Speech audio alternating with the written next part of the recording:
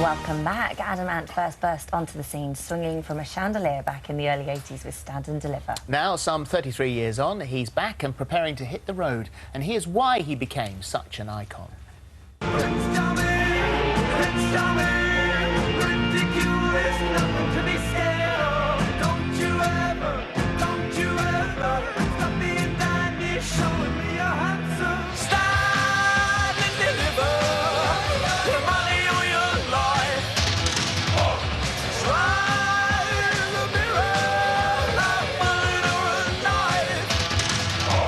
Don't drink, don't smoke, what do you do? Don't drink, don't smoke, what do you do? Subtle innuendos follow, must be something inside.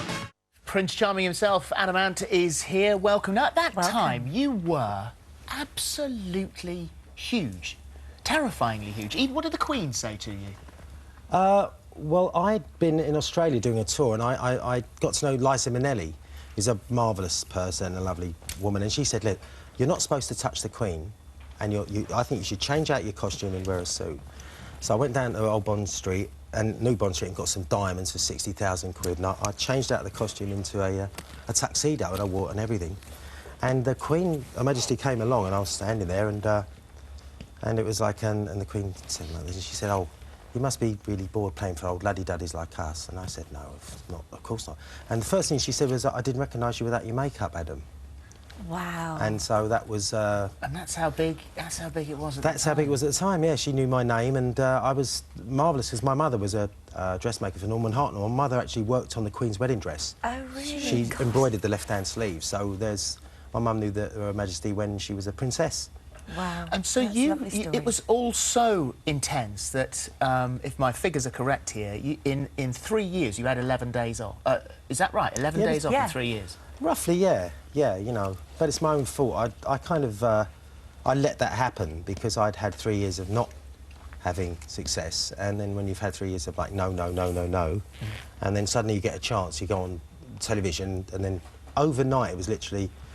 sort of punk rocker and post-punk rocker, and then the next day it was ladies in Sainsbury's running after me, and you know, and how do you get your head around that? You just can't. So, and I thought everyone was saying, all the interviews was, how long is this going to last? It was always the question, and I thought, well, I don't know.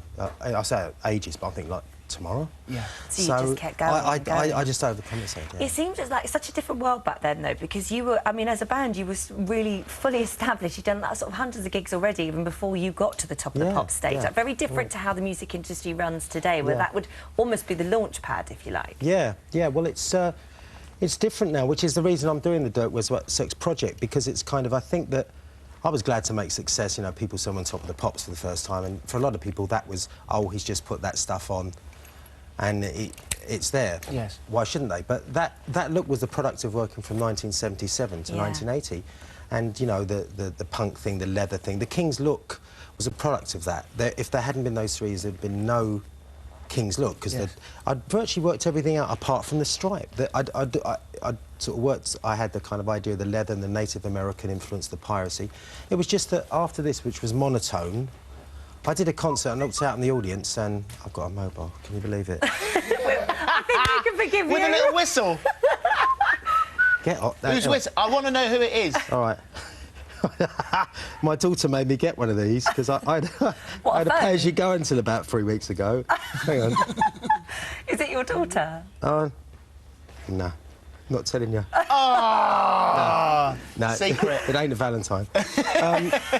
So at the time you'd been supported by the Sex Pistols, and then after punk it all became very grey and very dull. Well, by '79, Phil, it was I did a gig at the Electric Ballroom, and I looked out and I looked at the audience, and it was kind of awful. It was just a sea of grey. There was a lot of drugs in it by that time, and I've never done drugs. I despise drugs. So there was that, and it was.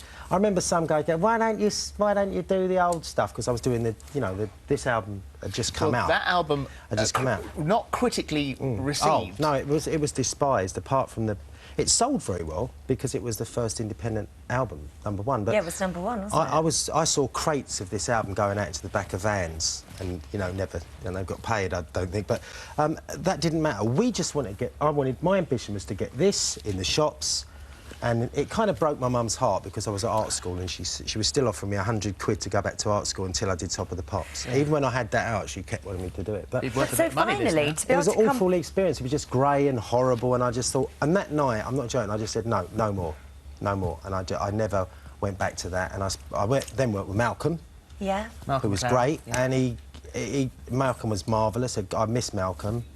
And he gave me a lot of advice. He's very hard. He said this album is the kind of album you release when you're fully established, but not necessarily at the beginning. He said you went slightly... Malcolm went, what's this then, boy? What's this woman going into the darkness for? And he listened to all the tracks. He said, look, this is when you've done 7 albums, you're living on a yacht. And he was right. Yeah. And then he said, he said basically, look, you've got 2 things going. You've got muscles and you've got muscles and you're good looking. Your face on the cover in colour.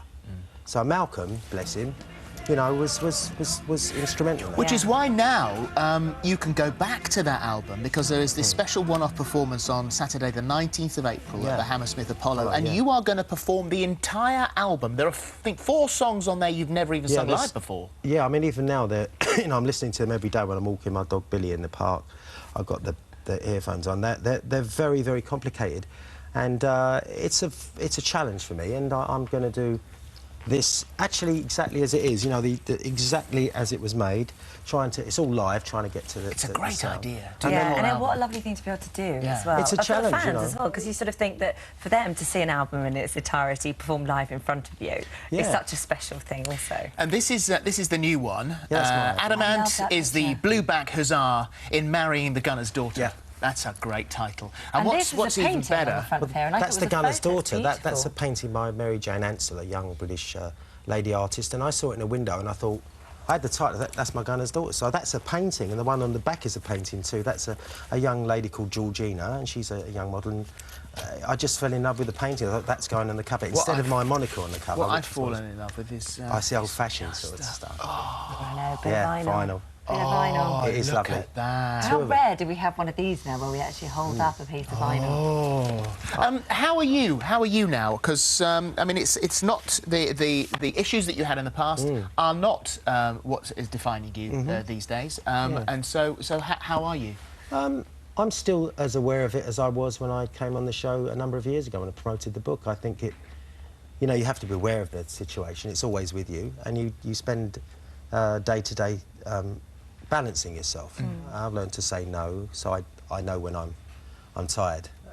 But I've been very lucky because I made a decision over the last few years to not have the elephant in the room, to discuss mental health, which I did, and I've probably done over 100 interviews. And I found the response from the family, the amount of letters I've got from people saying about their situation, how the music's helped them, and hopefully, even if it's a few people, if I've led them into dealing with going to Mind, or importantly their GP. They have to go and see the GP. Everything else is secondary. See your doctor and tell him and demand the time to explain how you feel. Well, so people like you speaking out, it helps so many, so it's vital that you do, and we're thrilled that you're here. Thank you so much. You're going to sing us out at the end of the show? Yeah.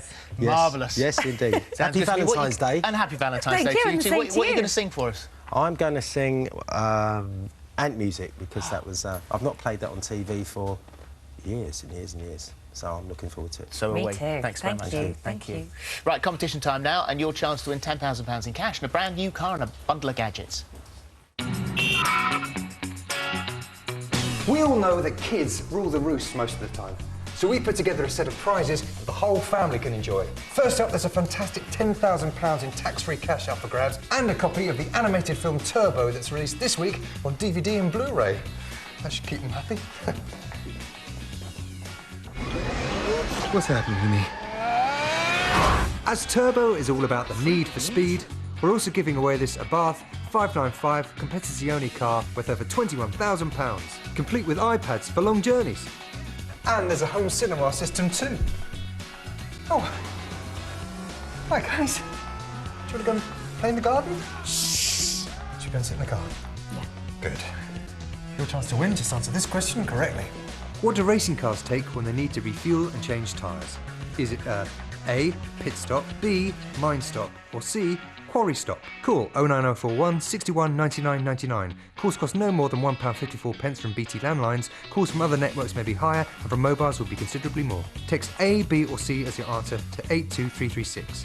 Text costs £1.50 plus one standard network rate message. You can also enter for free at the website. Entrance must be 18 or over. Entries made after lines close at 5 p.m. on Sunday the 16th of February will not be counted but may still be charged. Good luck.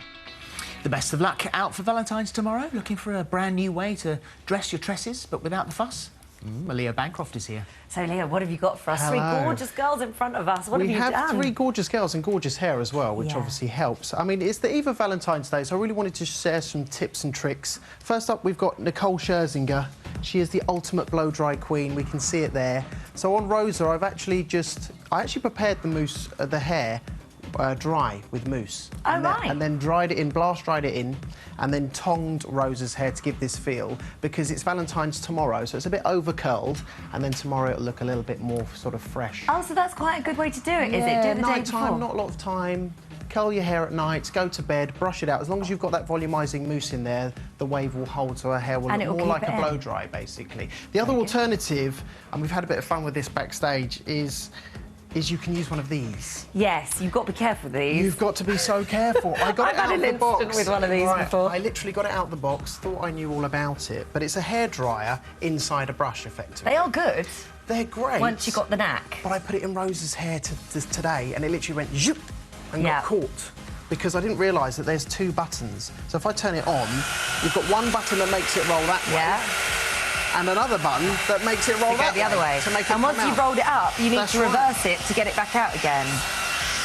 Don't panic, he is an expert, I promise you. So the other thing is, the other trick is to hold it in the hair, so it will stretch it out. But look,